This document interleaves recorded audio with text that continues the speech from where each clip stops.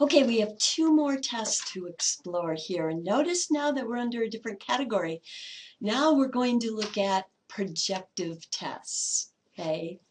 So projective tests are no longer going to be relying on self-report, okay? In fact, when we use a projective test, we are looking for unconscious influences. Remember that focus from the psychodynamic approach, right? Of the unconscious kinds of influences on our personality. So when we use a projective test, we can't ask people, what's affecting your personality if they don't know about it. We're going to have to use a more undercover, incognito kind of test.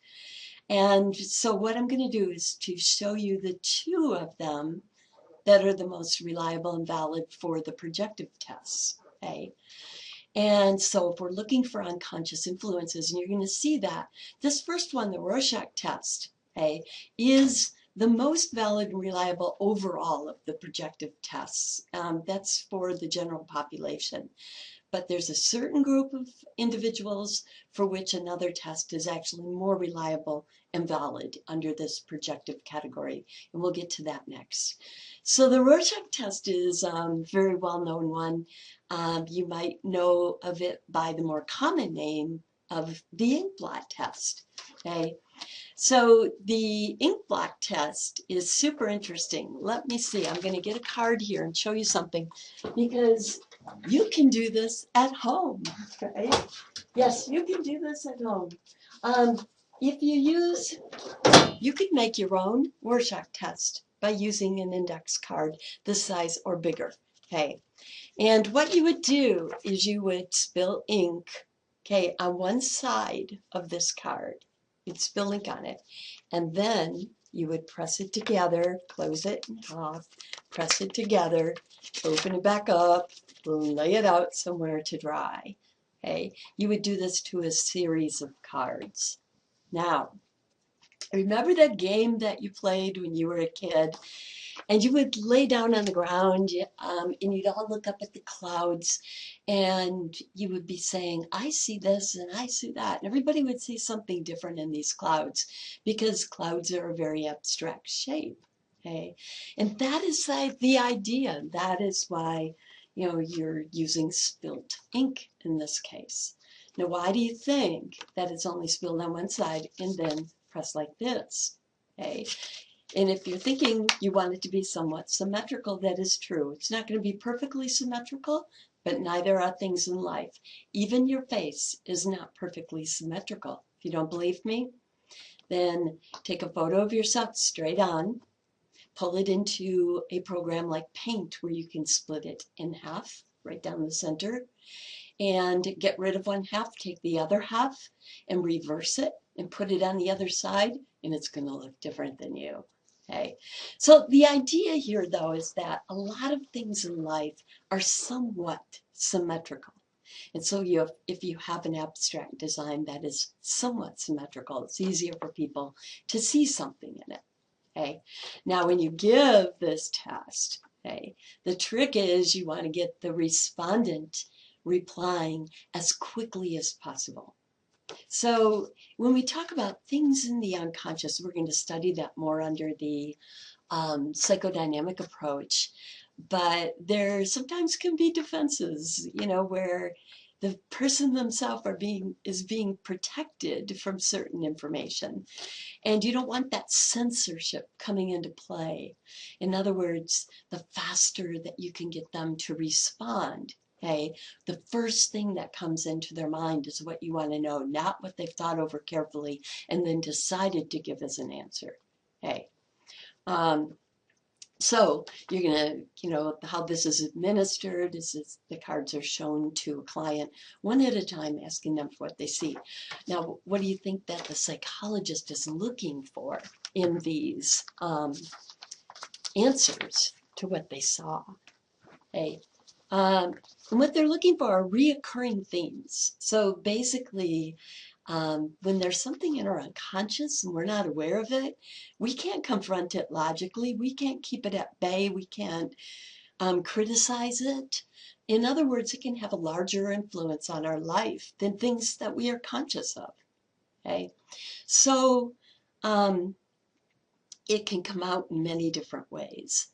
And over a series of many cards, the idea is that maybe we'll have a reoccurring theme here and a clue as to if there is something unconscious that is having an effect here. Okay, this is my favorite picture of a psychologist giving a child the Rorschach test. And I'll tell you why it's my favorite. Take a look at that picture. What do you think this little girl, her answer was? What did she see in that? Well, she gave this answer, upside down cowboy legs. You see it? It's so cute. Hey. Okay, so overall, the Rorschach test is the most valid and most reliable for projective tests overall, for the population overall. However, for a select group of individuals, those in particular who really enjoy expressing themselves with creative writing, the TAT, which stands for Thematic Apperception Test, TAT, is more reliable or more valid just for that select group of individuals. And the idea here is that if you were to be given this test, you'd be brought into a quiet space, maybe a room, where you're alone with the table, and sat down, and somebody would bring you a picture, a different picture, every, say, maybe 15 minutes, and your task would be to write a short story around that picture. And the pictures that come with the thematic apperception test are particularly thoughtful pictures. I'm going to show you an example of one here. Okay. So people can come up with some really interesting stories that they write about with the TAT short stories. And again, the psychologist is going to look for reoccurring themes. But they also can look a little bit further when we get to the TAT, because the truth of the matter is when we write short stories, we tend to model the heroes or the main characters of the stories after ourselves. And sometimes there's villains in the story that are kind of common, have some kind of common role maybe. Okay, and sometimes you can figure out, what kind of person might be a difficulty in this person's life unconsciously, through this kind of a test. Okay, you might find out, for instance, that the villains in the story tend to be, oftentimes be the mother, just as an example there. All right. So you've become familiar now with with 5 different tests. And remember that I said that the projective test, the Rorschach, I was going to show you the 2 that had the highest validity and reliability for projective tests.